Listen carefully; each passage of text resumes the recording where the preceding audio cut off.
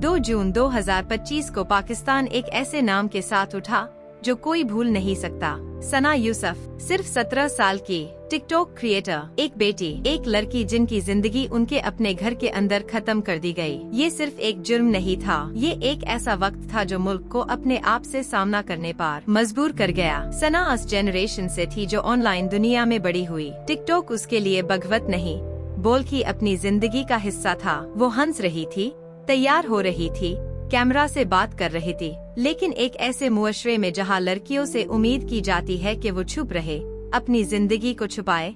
सना का ओपनली जीना गुस्सा पैदा करने के लिए काफी था। उसने कोई कानून नहीं तोड़ा, सिर्फ अनस्पोकन रूल्स को तोड़ा जो सोसाइटी ने बनाए थे। तहकीकत से सामने आया कि शख्स जो इल्जाम में है वो सना से बार बार राब्ता कर रहा था। सना ने इनकार किया, उसने अपनी बाउंड्री सेट की। सिर्फ नहीं कहना, सब कुछ बदल गया। पुलिस के मुताबिक इनकार ने नफरत को जन्म दिया और नफरत तशद्दुद में बदल गई। ये सच हर लड़की के लिए वाक़ई था। इनकार को अक्सर बेइज्जती समझा जाता है और बेइज्जती का जवाब फोर्स से दिया जाता है। सना की मौत के बाद जो रिएक्शन आया वो बहुत परेशान करने वाला था। गम और गुस्से के साथ लोग उसके कपड़ों, कंटेंट और ऑनलाइन प्रेजेंस पर डिबेट करने लगे। कत्ल पर तवज्जो दीन की बजाय कत्ल होने वाली लड़की को ब्लेम किया गया। ये सोच ये साबित करती है कि सोसाइटी अक्सर लड़कियों को कंट्रोल करती है, मॉडर्न के रवैये को चैलेंज नहीं करती। इस तरह सोसाइटी बिना ओपनली डिफेंड किए तशद्दुद को नॉर्मल बना देती है। जब लड़की के फैसले पर सवाल उठाए जाते हैं तो सजा जस्टिफाई हो जाती है। पैगाम वजह है,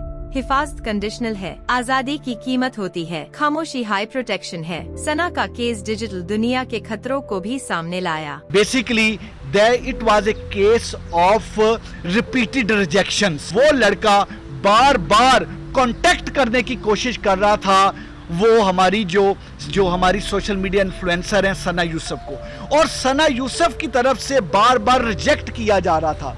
उसकी जो प्रपोजल थी, उसका कांटेक्ट, वो जो चाहता था कि वो कांटेक्ट में आए, वो जो चाहता था कि उनकी दोस्ती हो, सना यूसुफ उसको बार बार रिजेक्ट कर रही थी। सोशल मीडिया ने डिस्टेंस खत्म कर दिया है। अब सेशन सिर्फ ऑनलाइन नहीं रहता, हैरासमेंट घर तक आ सकता है। पाकिस्तान में सिस्टम्स वीक है, रिपोर्टिंग अक्सर डिसबिलीफ या एडवाइस ऑफलाइन हो जाओ मिलती है। फैमिली समझती है कि सबसे सेफ सोल्यूशन रिस्ट्रिक्शन है, फोन छीन लो, ड्रीम्स छोटे कर दो, मॉडर्न का बिहेवियर अनटच्ड रहता है। ये सोच खतरनाक साइकिल बनती है। जितनी ज्यादा लड़कियां रिस्ट्रिक्टेड होती है, एंटाइटलमेंट बढ़ता है। जितनी कम अकाउंटेबिलिटी होती है, तशद्दुद जायज महसूस होता है। जो चीज प्रोटेक्शन के लिए शुरू होती है वो धीरे धीरे इम्प्रिजनमेंट बन जाती है। इसी वक्त पाकिस्तान में Islamabad child marriage restraint act पास हुआ। शादी की कानूनी उम्र 18 साल रखी गई। ये वक्त सिंबॉलिकली इम्पोर्टेंट था। कानून गर्ल्स के फ्यूचर को प्रोटेक्ट कर रहा था, लेकिन सना की मौत दिखा रही थी कि फ्यूचर अभी भी इनसिक्योर है। चाइल्ड मैरिज और सना का कत्ल मुख्तलिफ इशूज है,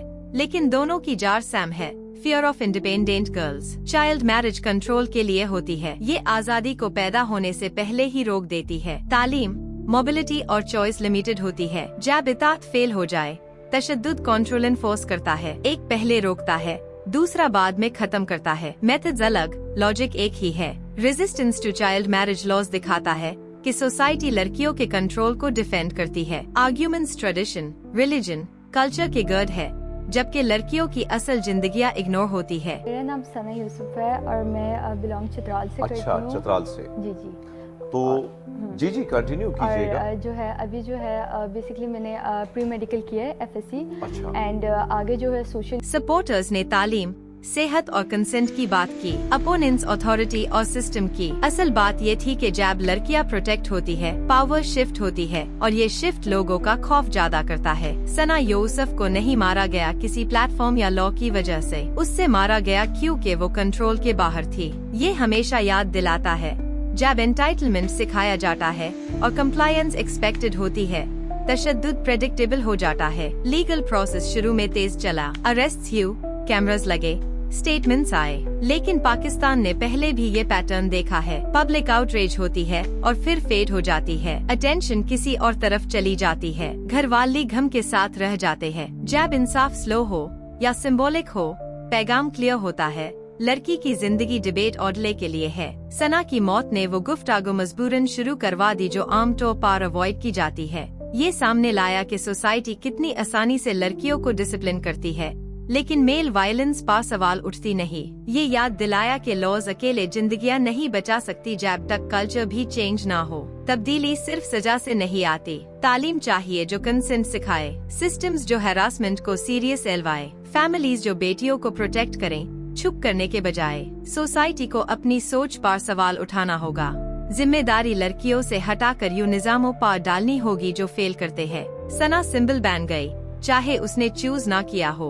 वो हर उस लड़की की मिसाल है जो चुप रहने को कहा गया, चेहरा छुपाने को कहा गया, ड्रीम्स छोटे रखने को कहा गया। वो हर इनकार की मिसाल है जो पनिश हुआ, हर बाउंड्री जो सजा बन गई, हर वो वार्निंग जो मशवरा बन गई। पाकिस्तान आज क्रॉसरोड्स पार है। एक रास्ता अकाउंटेबिलिटी, इज्जत और हिफाजत की तरफ, दूसरा कंट्रोल, खामोशी और जस्टिफिकेशन की तरफ। ये चॉइस ट्रेडिशन और प्रोग्रेस के दरमियान नहीं, ये खौफ और हिम्मत के दरमियान है। मुआशरा नहीं तोला जाता के कितना कंट्रोल करता है, बल्कि कितनी हिफाजत करता है। और हेडलाइंस के खत्म होने के बाद भी सवाल रहता है, क्या अगली सना महफूज होगी या सिर्फ इसलिए सजा पाएगी कि वो नजर आए।